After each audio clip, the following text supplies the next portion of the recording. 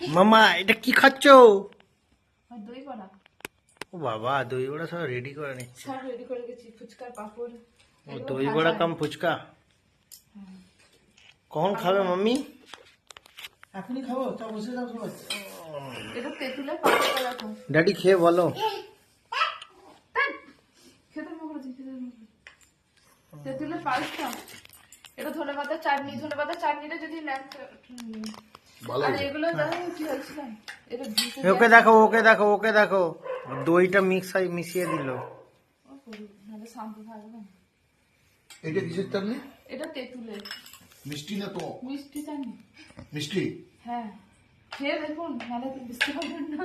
Mummy কেমন হয়েছে? Daddy হ্যাঁ, ভালো হয়েছে।